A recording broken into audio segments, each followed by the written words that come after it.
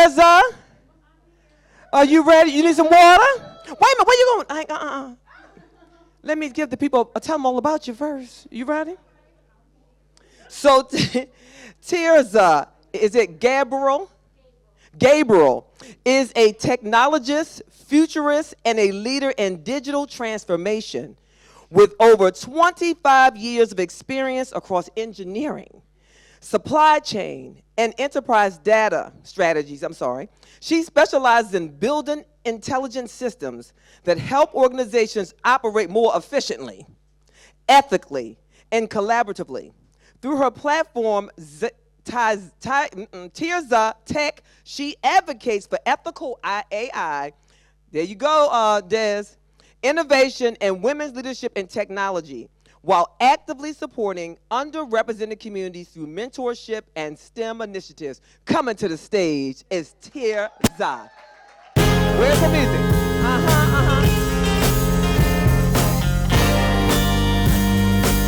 You got it? All right. All right. All right. Thank you. Thank you. Wow, I'm so excited to be here in London. I just wanted to say thank you. We good? All right, we're good. All right. Good evening, beautiful people. Listen, I just wanted to start out by saying you guys look beautiful. Thank you, Parole. Thank you, Sean. Thank you to the beautiful audience here. How many of you know that in the last 3 years, that 90% of the data has been created? How many of you guys know that, right? Yes. In the last 3 years, in the entire universe, 90% of the data has been created. This AI thing is amazing, I'm telling you. However, with that being said, you are still struggling with the data in your lives. Wow. Wow. You are still struggling with the data in your personal life. Right. Well, I want to talk about how technology has not only transformed my personal life, but how when I was at my lowest point, it rebuilt me. I had to go back to my roots. And I don't know if there are any of you in the room who have had plans, concepts, visions, and it all kind of fell apart. Did any of that happen to you? If so, raise your hands, right? And keep them raised and look around the room and see that you are in community. You are in community with those who have plans who have fallen apart. But before I begin to tell you about my personal collapse, I was in a season, I was in a dark moment in my season, and I had to remember what happened to me. And what happened to me was interesting because this technology thing just didn't happen. You heard that I have 25 years experience. It just didn't happen. It just wasn't part of my career course that took a left turn. It was part of my DNA. See, what you need to understand is that why it was so personal for me is because I had been baked in this innovative sort of mindset. I come from an immigrant background, and when you're a first-generation immigrant, there are high expectations on your life. They put it in you that you must, you will, right? And I had the kind of father that was very innovative. He was the kind of father that he would bring home the latest and greatest. We were the first on the block to have this thing called a 286 computer, if any of you guys are in the room dating yourself, right? We were that family. And my father was one that was very innovative. He was the kind of person that would drive competition in his children, where we had to critically think.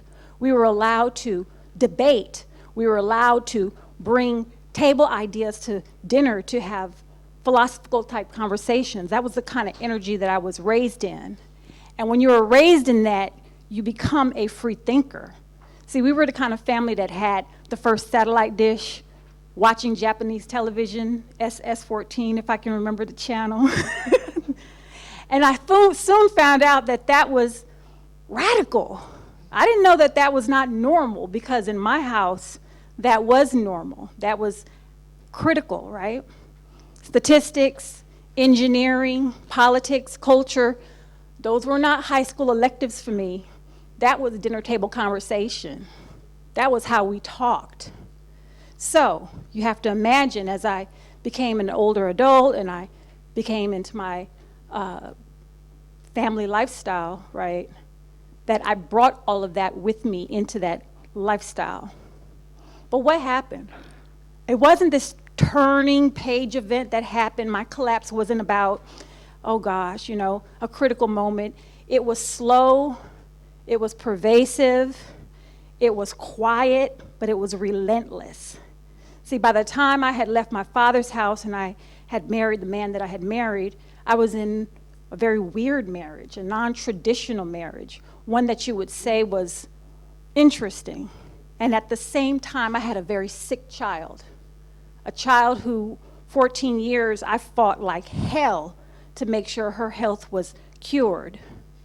And at the same time, while all that was going on, I found myself in a career where I saw that I was a fraud. I had this imposter syndrome. Now, I could break down algorithms, I could reverse engineer codes, I could do Python on my lunch break, but what I wouldn't tell anybody is that I didn't have the degree to do it.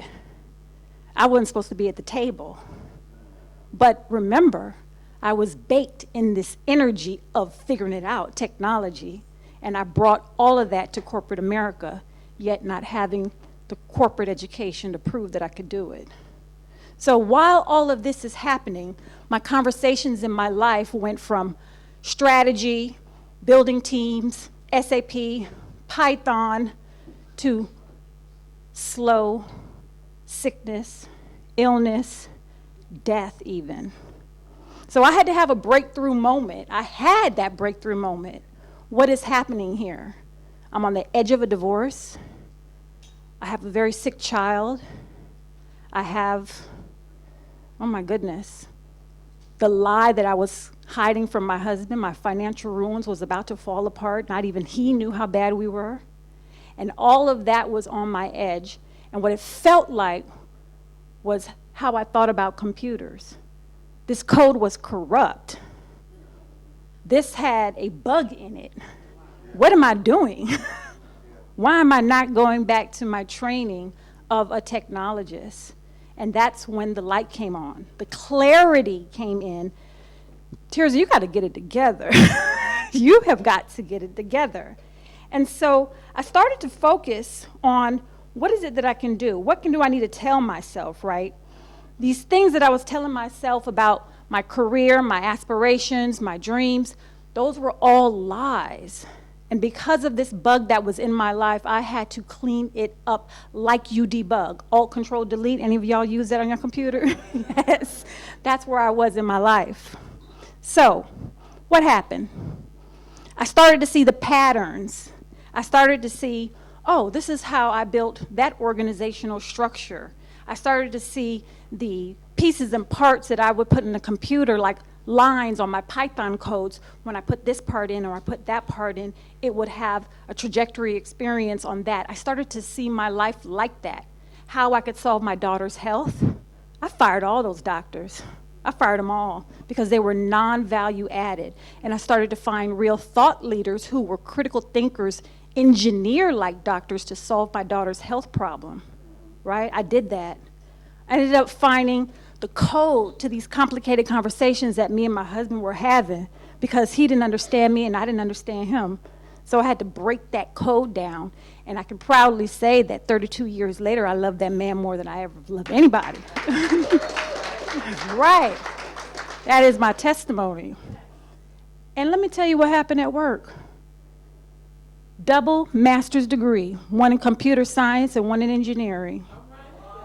And I just told Mike here, soon to be a doctor. But what happened? I pivoted to become a pilot, 15 hours shy of an FAA pilot's license. Why? Because I got stuff to do in my home country of Belize. Because as I told you in the beginning, when you are a first-generation immigrant, you have expectations that your parents put on you. You have to reach high marks. So I have to get to Belize to do what I'm doing, right? I have to. And the airplanes, I ain't got time to be in the airports. I got to go. That's why I need a plane. That is why I need a plane. But let me reframe this, right? In the work that I do in my home country of Belize, I help children from the ages of 8 to 12. It started 8 years ago when I just took a computer downstairs to teach them how to do Python code, how to do what I do, because there's not enough women in the space that look like me. We're underrepresented, we're underserved, and we need to do better. And so I took it upon myself 8 years back, and I started a girls' coding camp. And 8 years later, now we have a sponsored event where children come from all over the country free, and Mike is going to help me set it up here in the U.S., where we teach little girls that look like me how to do software and engineering, because it's critical.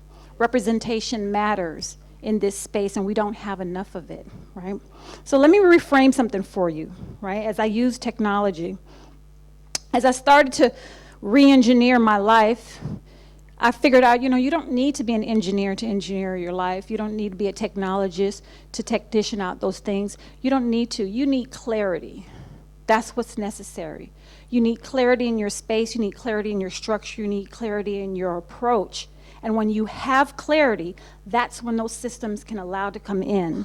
And that's what I do with the women that I help and the children that I serve. We bring clarity to those complexities that you have in your space and to provide order. And with applied technologies such as artificial intelligence, blockchain, digital twins, I provide you a system on how you can apply these different aspects of your life to your work that you are doing, whether that is in finance, operations, business, supply chain, legal, non-for-profit work. There are systems and structures in each one of these businesses, and that's what I provide to you children and women, particularly women, because we need women in the tech space. We need women in the engineering space. We're not there yet. So as I close, I just want to leave with you that I'm now only going to be on here briefly and short. As I close, I just want to leave with you. You can find me on tirzah.tech.com, all spaces and places, LinkedIn, social media, Instagram. I'm just starting there. Our scientists, we're not usually there, but that's okay. And my name is Tirzah Gabourel, and thank you for your time.